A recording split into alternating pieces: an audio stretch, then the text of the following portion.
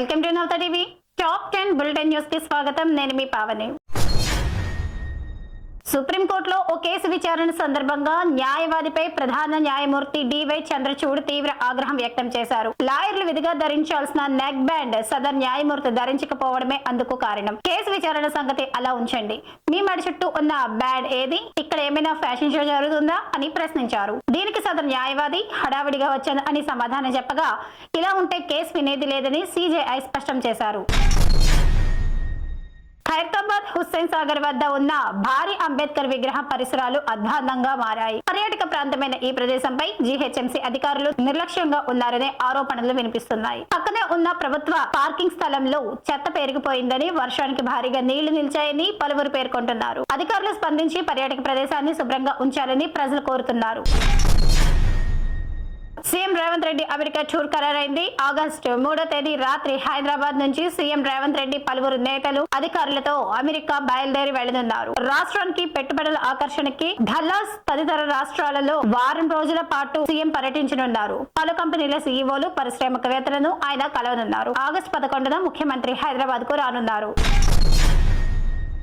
ఆంధ్రప్రదేశ్ లో ఈ నెల 22 నుంచి ఏపీ అసెంబ్లీ సమావేశాలు ప్రారంభం కానున్నాయి. ఈ మేరకు assembly secretary general Prasanna Kumar notification జారీ చేశారు. 5 రోజుల పాటు అసెంబ్లీ సమావేశాలు జరిగే అవకాశం ఉంది. తొలి రోజు ఉభయ సభలను ఉద్దేశించి గవర్నర్ అబ్దుల్ నజీర్ ప్రసంగించనున్నారు. ఈ అసెంబ్లీ సెషన్ లో ఓట్ ఆన్ అకౌంట్ బడ్జెట్ ను ప్రవేశపెట్టే అవకాశం ఉన్నట్లు తెలుస్తుంది.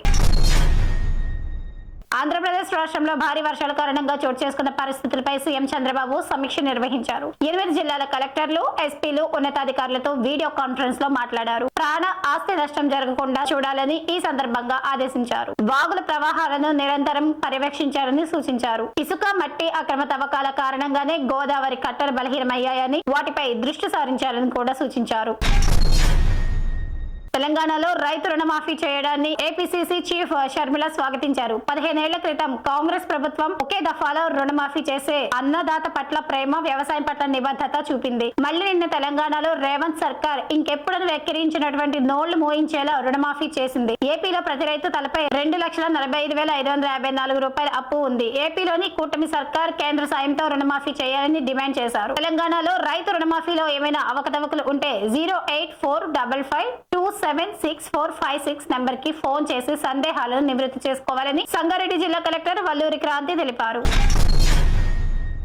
కరోనా కష్టకాలంలో వేల మందికి అండగా నిలిచిన నటుడు సోను సూద్ తాజాగా ఏపీలోని బనవనూరుకు చెందిన దేవి కుమారి అనే అమ్మాయి చదువుకునేందుకు సాయం చేస్తానని హామీ ఇచ్చారు. యువతి ఆర్థిక పరిస్థితి బాలేదని, బీఎస్సీ చదివేందుకు సాయం కావాలని ఫ్యామిలీతో అభ్యర్థిస్తున్నటువంటి ఫోటోను ఓ వ్యక్తి సోషల్ మీడియాలో పోస్ట్ చేశాడు. దీనికి సమాధానంగా ఆమెకు నచ్చిన కాలేజీలో చేరేలా చూసుకుంటాను అని సోను సూద్ చెప్పారు. నిత్యం రోడ్డు ప్రమాదాలు, ట్రాఫిక్ సమస్యలతో నరకప్రాయంగా మారిన హైదరాబాద్ బీజాపూర్ హైవే విస్తరణ పనులకు అడ్డంకులని తొలగిపోయాయి. ఔటర్ రింగ్ రోడ్డు అప్పా జంక్షన్ నుంచి మన్నగూడ వరకు 46 కిలోమీటర్ల మేర 4 లేన్ల రహదారి విస్తరణకు సంబంధించి టెండర్ల ప్రక్రియ గతంలోనే పూర్తయింది. ఈ రోడ్డు పూర్తయితే రంగారెడ్డి, వికారాబాద్ జిల్లాల ప్రజలకు ఎంతగానో మేలు జరుగుతుంది. ఆంధ్రప్రదేశ్ వైసీపీ హయాంలో జరిగిన ఘోరాలపై అప్పట్లో సీఎం గా ఉన్న జగన్ ఎందుకు స్పందించలేదని ఏపీ బీజేపీ చీఫ్ పురంధరేశ్వరి ప్రశ్నించారు. ఆయన ఆత్మ పరిశీలన చేసుకోవాలని సూచించారు. మోడీ వల్లే దేశాభివృద్ధి సాధ్యమని తెలిపారు. ఎన్డీఏ సుపరిపాలన అందిస్తోంది. కేంద్ర సహకారం లేనిదే ఆంధ్రలో అభివృద్ధి సాధ్యపడదు. ఏపీకి అన్ని రకాలుగా సాయం చేస్తోంది. తప్పుడు ప్రచారాలను రాష్ట్ర ప్రభుత్వం అడ్డుకోవాలని పేర్కొన్నారు. తెలంగాణలో పోలీసులు డీపీ పెట్టుకుని అపరిచితుల నుంచి వచ్చే కాల్స్ తో అప్రమత్తంగా ఉండాలని డీజీపీ జితేందర్ సూచించారు. ఇలాంటి కాల్స్ తో మీకు సంబంధించిన వాళ్ళు పట్టుబడ్డారని, డ్రగ్స్ కొరియర్లు వచ్చాయని మోసగిస్తారని హెచ్చరించారు. ఓ సైబర్ నేరస్తుడు పోలీస్ పేరుతో ఓ వ్యక్తికి చేసిన ఫోన్ కాల్ వీడియోను షేర్ చేసుకుని మోసాలకు పాల్పడుతున్నట్లు తెలిపారు. ఇది వాళ్ళ టాప్ 10 బులెటిన్ న్యూస్. మరో టాప్ 10 బులెటిన్ న్యూస్ లో మళ్ళీ కలుద్దాం.